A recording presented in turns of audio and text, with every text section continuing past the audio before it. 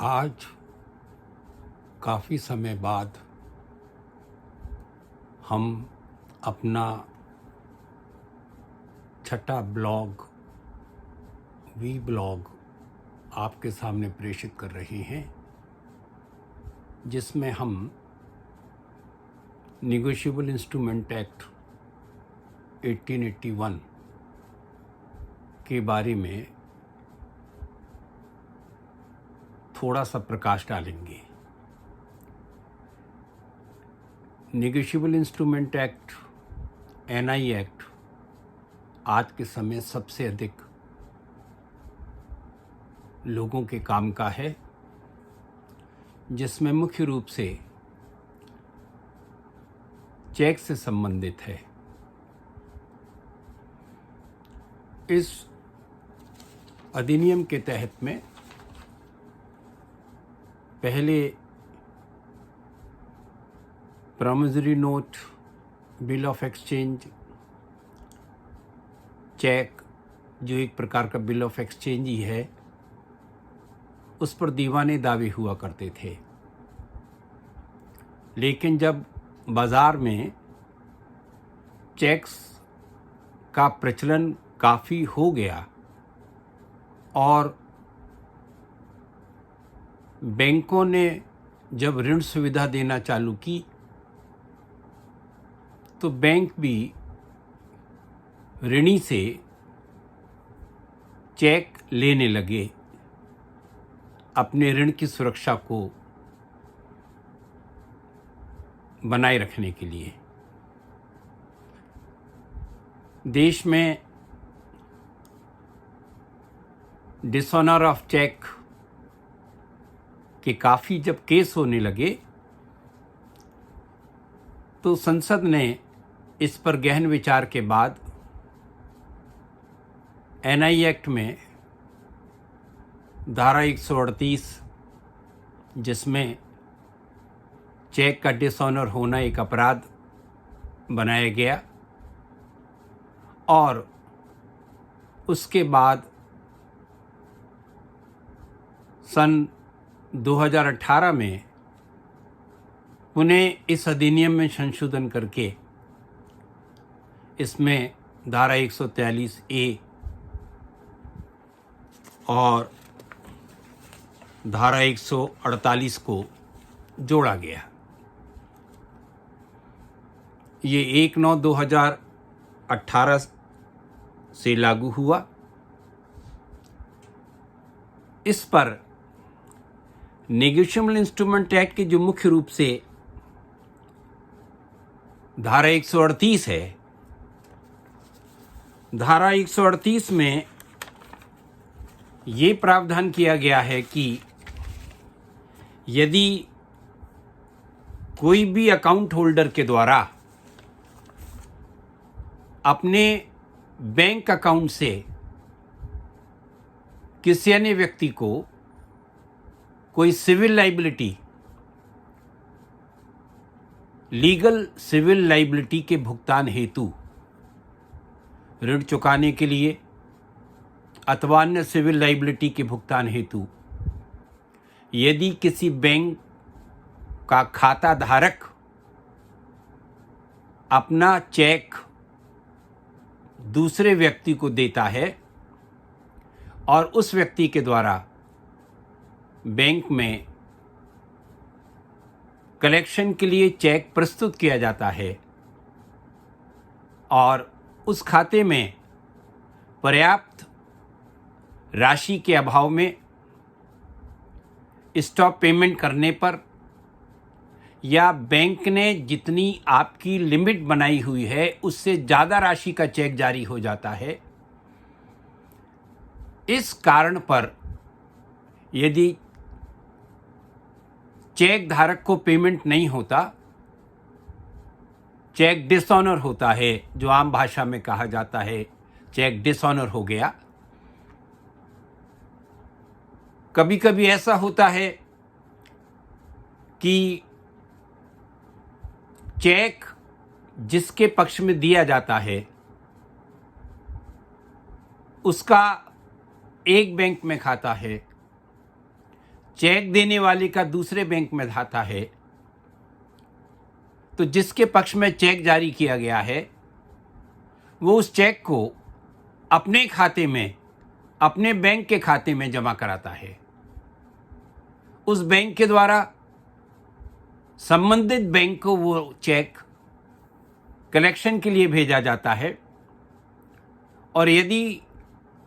Check जारी करने वाले के अकाउंट में पर्याप्त राशि नहीं है या किसी अन्य कारण से चेक डिसऑनर होता है,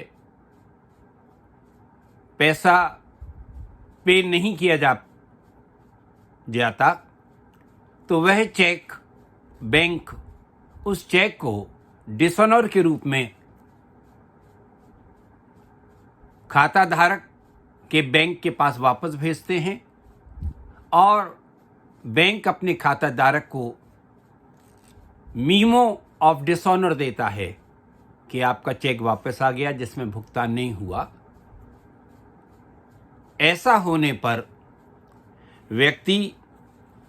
धारा 138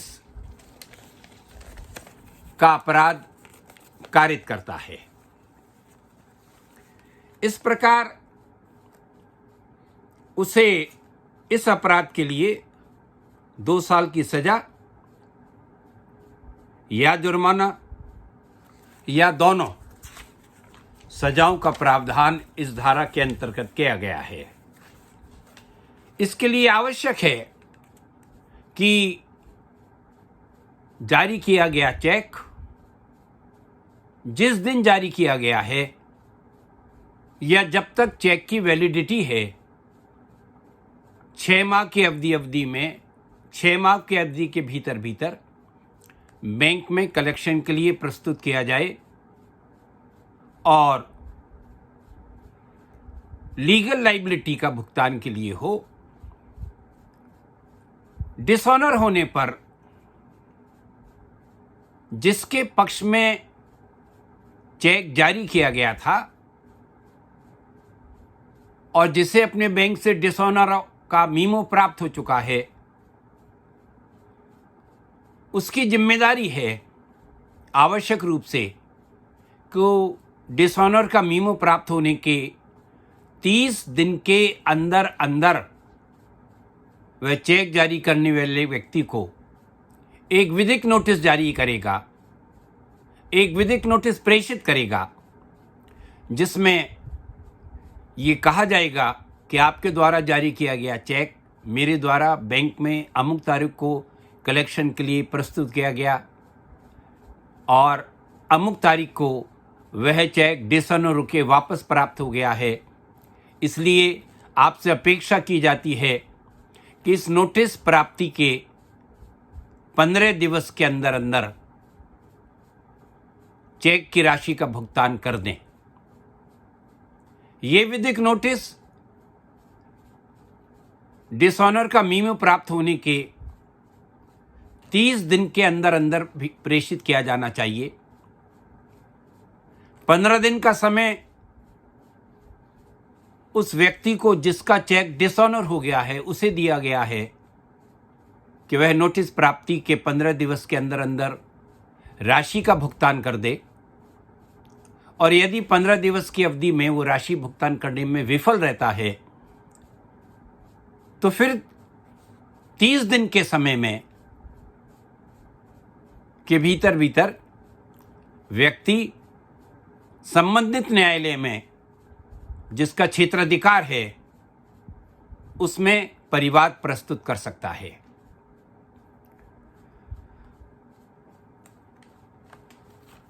इसमें धारा 138 के तहत में यद्यपि एक अपराध है, लेकिन उच्चतम न्यायालय ने कौशल्या देवी के केस में ये अभिनिर्णित किया है कि ये एक सिविल रॉन्ग है। उच्चतम न्यायालय ने एक अन्य केस में रंगप्पा बनाम मोहन के केस में यह अभिनिर्णित किया है कि यदि किसी एक व्यक्ति के द्वारा किसी के पक्ष में चेक जारी कर दिया जाता है और उसके बाद वो बैंक को स्टॉप पेमेंट के इंस्ट्रक्शंस भी दे देता है, तो भी वह चेक डिसऑनर की श्रेणी में आता है। 138 के अपराध के लिए यह आवश्यक है कि चेक किसी भी विधिक ऋण के भुगतान हेतु जारी किया गया हो। चेक बैंक खाते का जारी किया गया हो और चेक राशि के अपर्याप्त होने के कारण डिसऑनर हुआ हो। इसके तहत में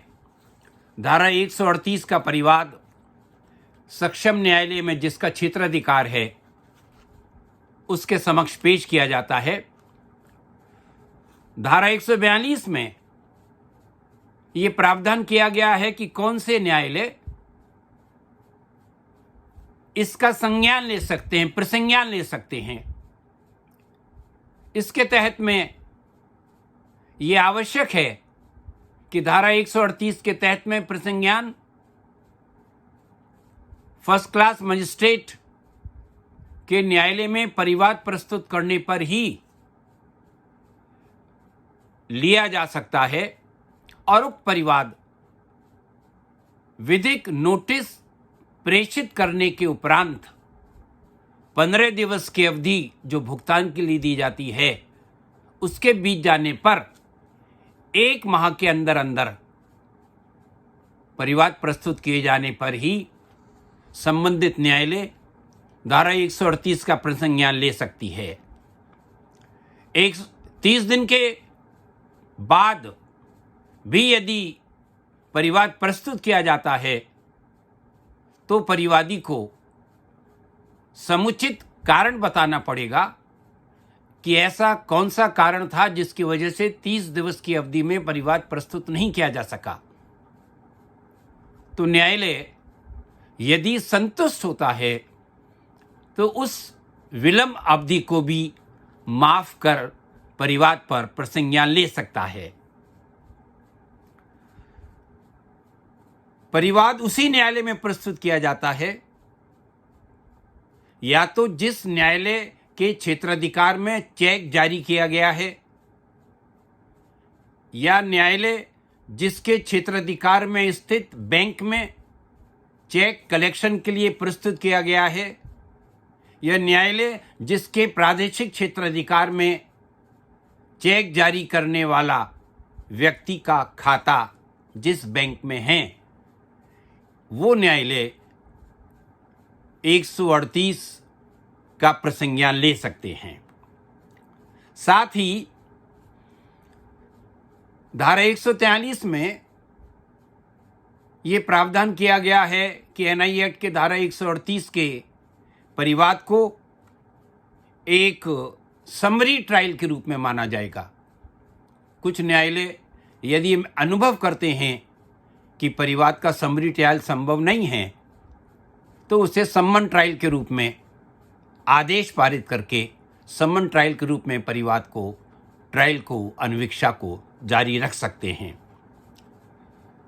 संशोधन में 16 अगस्त 1918 को राष्ट्रपति की असेंट मिलने पर जो सन 2018 में संशोधन किया गया उसमें धारा 143A जोड़ा, जिसके तहत में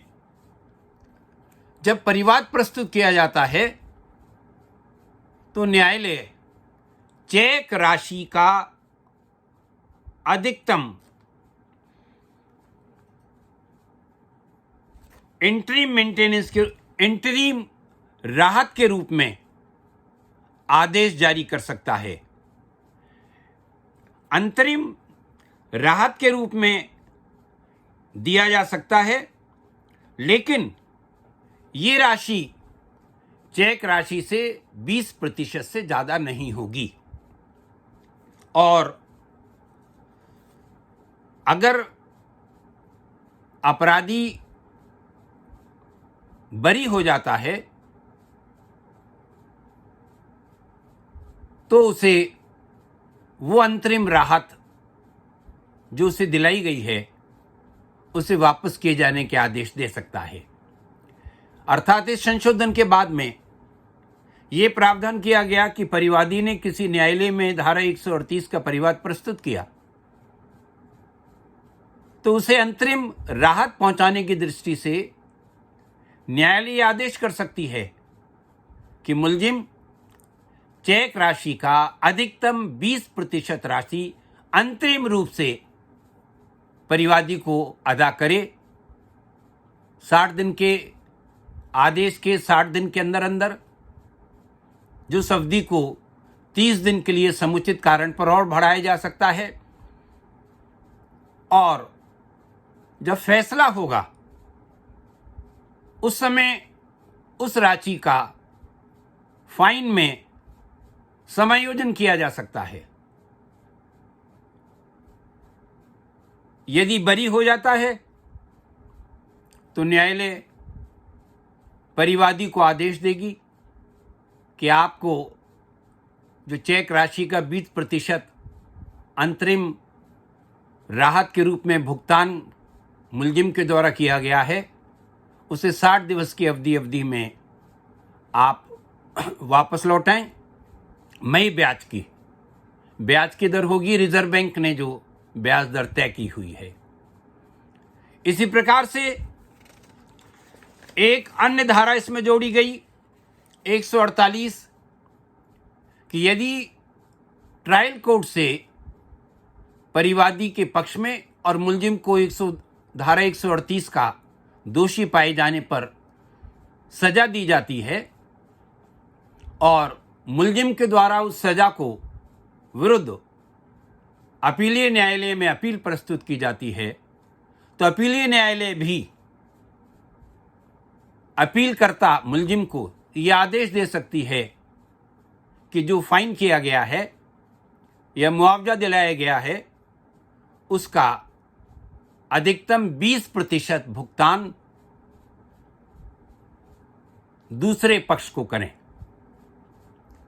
वो भुगतान 60 दिवस की अवधि में करना है। अपीलीय न्यायालय भी समुचित कारण से 60 दिवस की अवधि को 30 दिवस के लिए और बढ़ा सकता है और बरी होने पर अपील न्यायालय भी वापस भुगतान करने के आदेश जारी कर सकता है। इस प्रकार से धारा 138 का प्रावधान किया गया है। आपसे अपेक्षा है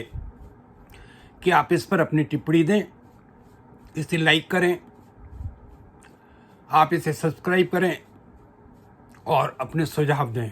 धन्यवाद। जय हिंद।